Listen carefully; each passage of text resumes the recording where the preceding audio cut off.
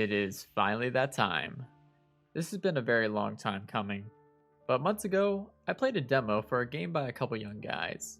I didn't really know what to expect. It was within the first couple months I had my Vive. I just accepted anything people wanted me to try out, so I tried out the original demo of Vertigo. The demo at that time seemed very simple at first.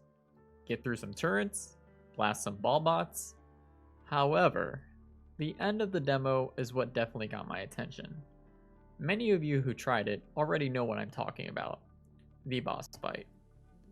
It was the most exhilarating thing I tried in VR at the time, and I wanted to make sure these guys knew I loved their work. So as time went on, I admit, I grew to follow their work very closely. Got to see the game form as time went on, and now it's time that I finally review it. Pretty exciting. I'll start off and say that this is not a tech demo. That is very important. When I scroll through all the VR titles in my library, more than half are capturing the term experience rather than full game.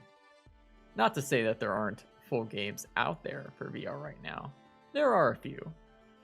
But I feel this is very important to at least mention this is a full campaign game in every way. Before I go into the actual game itself, I feel it is super important to talk about a few pre-game features, or as you might call it, the main menu. In most VR games, you are even lucky to have a menu that lets you change graphic settings, but here, you're giving a lot. I can tell the developers worked a lot on this. You have things such as graphic settings, locomotion comfort settings, and even a way to change the color of keypads if you're inflicted with color blindness. Very cool. You just heard me mention locomotion settings. I know this is super important to a lot of people who play VR experiences. But fret not. This game supports artificial and teleportation methods. It is to be noted, however, that if you have the weakest stomach, there's a tiny room in the tutorial mode of the game that you can't use the teleport tool. So just keep that in mind. Anywho, let's actually get into the game and talk about mechanics. Being as it is a full game, it doesn't capture a single mechanic or gimmick. It captures quite a couple. The genre I would describe it would be shooter with some puzzle elements. Each stage gives you a small mechanic you will have to quickly learn to use to continue through the game.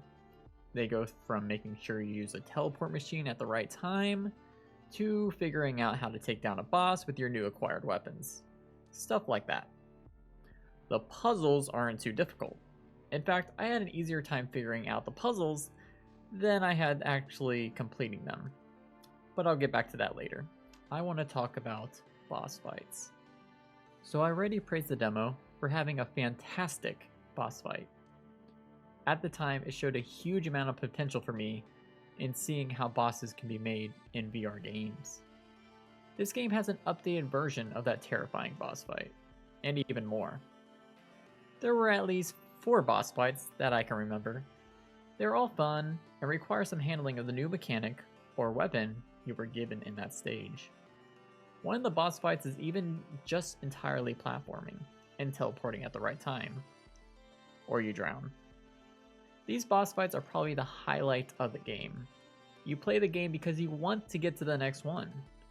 But are the bosses meaningful to the story? Well, I would say no. So let me explain. The game clearly has a story in it somewhere. There are abandoned logs and voice recordings that piece some things all together. But they feel kind of clunky or misplaced. You don't understand too much why you were teleported in the facility at the beginning. Well, actually you don't find out till the end. And even the ending cutscene feels out of place. But the light story doesn't take away from the game too much. I never cared where the monsters came from or why I am in this giant laboratory. I just wanted to keep going further. But some things would keep trying to stop me. I mentioned earlier in this review that I had an easy time figuring out what I'm supposed to do in the puzzle sequences of each level. The game is intuitive enough for the average user, who can at least complete a game such as Portal, to beat. However, I cannot hide the fact that there may be small bugs that pop up in a few places along your journey. I've had bugs such as getting stuck in a teleport loop, clipping through areas, and boss fights resetting without me actually dying or winning. It is strange. Most of these bugs did allow me to keep playing once I figured out how to deal with them, but I can't deny there is at least one bug I ran into that forced me to restart the game. But despite all of this, I still couldn't stop playing the game. I just wanted to beat it in one go, which is actually a pretty rare thing for me in VR these days. So how long did this game take for me to complete in a legitimate way? About 4.5 hours, which is a pretty long VR title for the price, at least in my opinion. And it's all definitely worth it to me. They're also selling the entire soundtrack as DLC for $5. I mention this because this game has a fantastic soundtrack. If you love video game music, you will love this game's music. All the music in this game makes you feel the emotion that you need to feel in each situation. It's excellent. So in conclusion, I know I spent some time saying a few kinks in the game, but honestly, I emphasize this. This is my favorite single player game on the Vive and Oculus Rift right now. Yes, this isn't a perfect game in any way, but in this first year of full consumer VR, it's definitely showing a bright future for the industry. And I hope you agree with me too. Thanks for watching.